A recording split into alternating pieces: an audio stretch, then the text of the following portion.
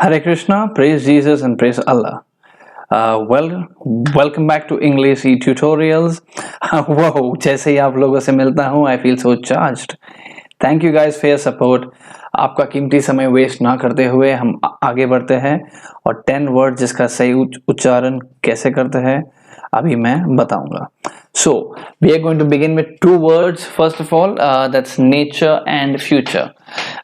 दोनों थोड़े सिमिलर से साउंड करते हैं, बट नेचर जो वर्ड है उसका स्पेलिंग है NATURE.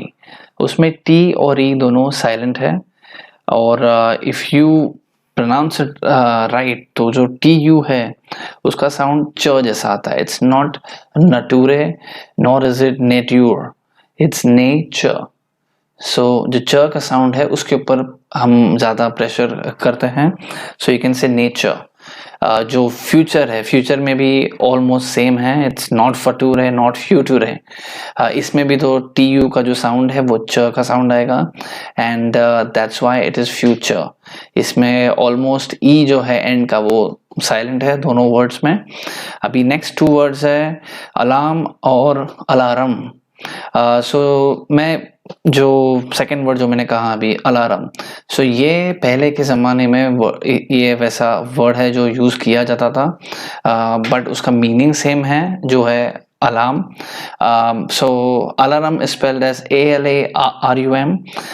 इसे आर्केइक यूसेज कहते हैं, मतलब जो इससे पहले के ज़माने में जो यूज़ किया जाता था. जो आज के टाइम का वर्ड है वो है अलार्म, ALARM.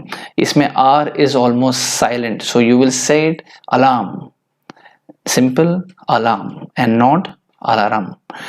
नेक्स्ट वर्ड है आज़मा. स्पेलिंग है ASTHMA. इसे कई लोग कहते हैं अस्थमा, आस्थमा है या अस्थमा है क्या है, बट इसे कहते हैं आज़मा. इसमें T और H दोनों साइलेंट है, इसे कहते हैं आज़मा. Next word is RECEIPT.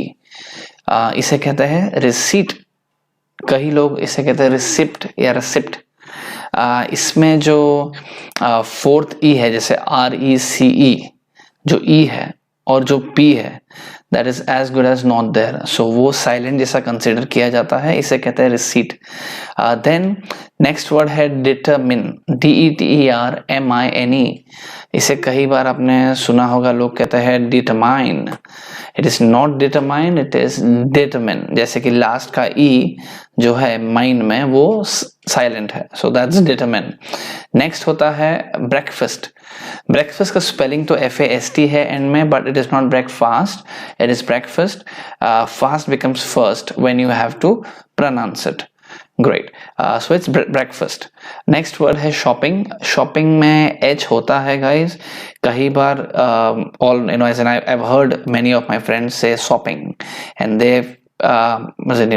forget that there is a H over there, so it's shopping and not shopping. Next word is knowledge, KNOWLEDGE. Now many a times Indians and we Indians end up saying the word the way it is spelled, so इसे कई बार लोग knowledge भी कहते हैं. It's not knowledge, it's knowledge.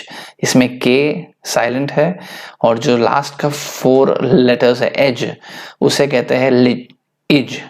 It's not edge, it's ij. So knowledge. Great. Last word for this video is know, KNOW. इसे simple कहेंगे no. जैसे K इसमें silent हो, that's how you have to pronounce it. Great. Now friends, do not forget to subscribe to this channel, like this video and share this video. Thank you. अभी आप सभी तो सी काफ़ी clever है, as in we Indians are very clever. जो हम Indian होके भी हम लोग इंग्लिश बोल लेते हैं. I am sure there is some talent which we have. So Indians are very clever. once again, God bless you all. Just make sure that you can write in the comments if you have any other suggestions for me or any other words that you want to know how to pronounce it. I can help you in that. I just need the YouTube universe to help me so that I can try and help you guys. God bless you. Bye bye.